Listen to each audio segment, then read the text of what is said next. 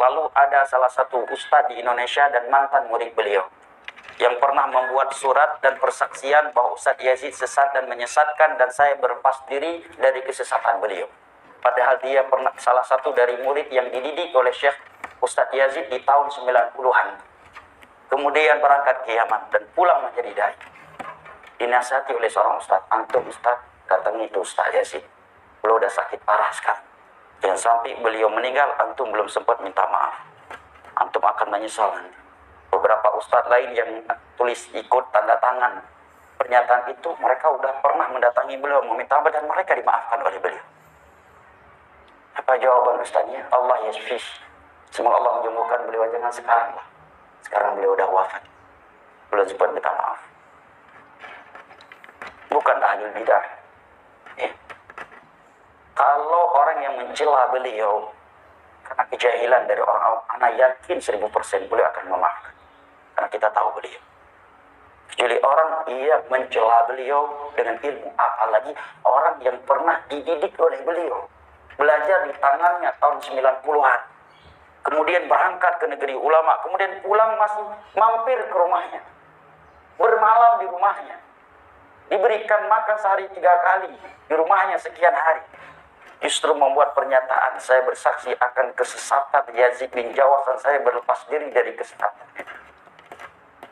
Dinasihati oleh sebagian ustaz beberapa waktu yang itu saya Yazid hampir meninggal.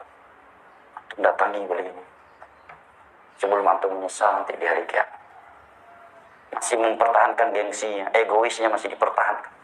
Ya jangan sekarang lah, Allah yashfih. Beliau sekarang udah wafat, ya, dan anak terakhir kali mengetahui Ustaz Yazid belum memaafkan orang ini. Dan ini salah satu murid yang dianggap murid durhaka dan belum beliau maafkan. Dan surat pernyataan itu masih ada di Google hari ini. Orang masih bisa membuka itu. Pernyataan sesatnya Ustaz Yazid dan berlepas diri dari kesesatannya itu masih tersebar hari ini, masih tersimpan di Google. Sebagian yang menandatanganinya udah minta maaf dan sudah dimaafkan.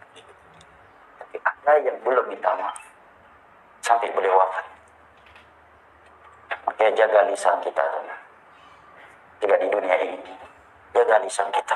Jaga tangan antum di dalam menulis di kolom-kolom komentar.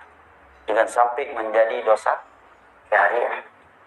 Karena ada dosa dengan anak Adam itu tidak akan terhapuskan. Dan kita bahaya, dalam bahaya meskipun seorang nabi yang melakukannya. Kayak Nabi saja pernah berdiri di depan para sahabat. Siapa di antara kalian yang pernah aku zalimi atau aku cambuk dan dia tidak bersalah?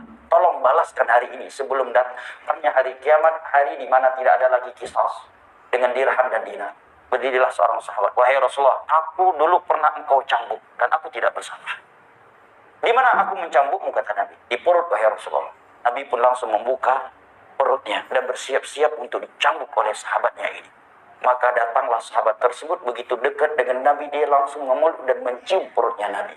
Hanya ini yang ingin aku balas kepadamu. Kata para ulama, seorang Nabi saja takut menghadap kepada Allah dengan membawa dosa zalim kepada anak. Kami mengatakan Ustaz Yazid sesat menyesatkan dan kami berlepas diri dari kesesatannya setelah dididik sekian tahun di tahun 90-an. Dan pulang dari negeri ulama, nginap di rumahnya sekian hari, diberi makan-makan, disediakan minum, disediakan tempat tidur. Tapi gak berani minta maaf. Bahayanya sifat sombong, bahayanya sifat egois.